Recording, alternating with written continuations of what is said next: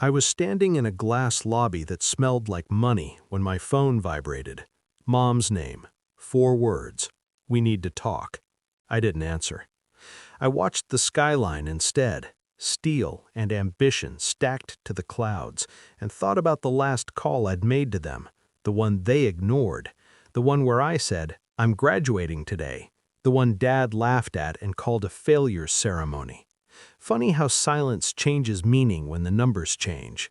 They said my degree was useless, too theoretical, too risky. No real future, Dad said, waving away 4 years of nights spent building things that worked when people didn't. Mom nodded like disappointment was a family tradition. They didn't come. They didn't even text. That day, I walked across the stage alone. No claps I recognized, no pride waiting at the end, just a cap, a handshake, and a quiet decision forming in my chest. If family measured worth by income, I'd speak their language fluently. The recruitment email came 3 weeks later, not a job posting, a summons, a $10 billion corporation, direct outreach, confidential NDA. We've been tracking your work. Tracking. I liked that word. It meant I'd never been invisible, just unseen by the wrong people. The offer was surgical, role built around me, team assembled after. $5 million a month, stock, autonomy, silence. I signed without telling anyone. Then I waited. I didn't post, didn't brag, didn't correct the story my parents told relatives that I was figuring things out. I let them enjoy the comfort of being right. I moved into a high-rise with walls that didn't echo judgment. I built systems that scaled and broke records quietly. I watched my parents' calls go unanswered, just like mine once did. The first crack came when my name surfaced in a trade article. No face, just impact. Anonymous architect behind recent market disruption. Mom forwarded it with a question mark. Dad sent nothing. Then the call came. Family meeting tomorrow. I knew what that meant. Interest finally. Not pride, not remorse. Interest. I planned the meeting the way I planned everything else. Clean, precise, irreversible. I booked the boardroom. They were already seated when I arrived. Dad at the head, like authority was muscle memory. Mom beside him, hands folded, eyes scanning my clothes for signs of success she could approve of. My siblings watched me like I'd brought weather with me. "Sit," Dad said. I didn't.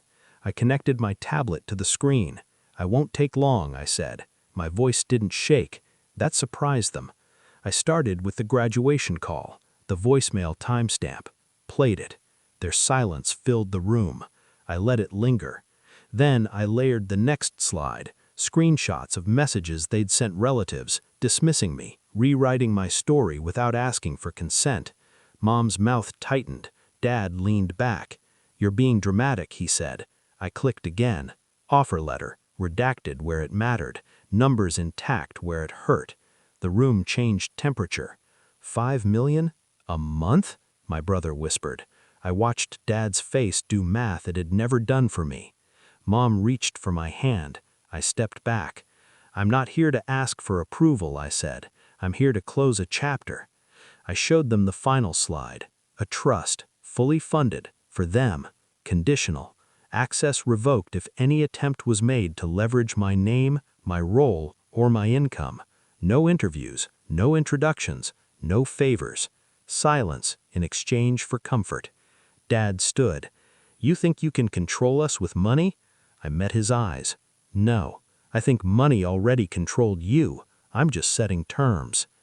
The fallout was quiet. No shouting, no tears worth remembering, just the sound of power relocating. I left before they could apologize. Apologies are heavy. I didn't want to carry them. Outside, the city waited like it always had, indifferent, honest, fair in its cruelty. My phone buzzed again. Mom. I didn't answer. That night, I replayed the ceremony they missed in my head, the applause that never came, the seat that stayed empty. I didn't feel anger anymore, just clarity. They taught me what love looked like when it had conditions. I taught myself how to live without asking. Justice doesn't always roar. Sometimes it signs, builds, waits, and walks into the room with receipts. I never needed them to see me. I needed them to understand why they never would again.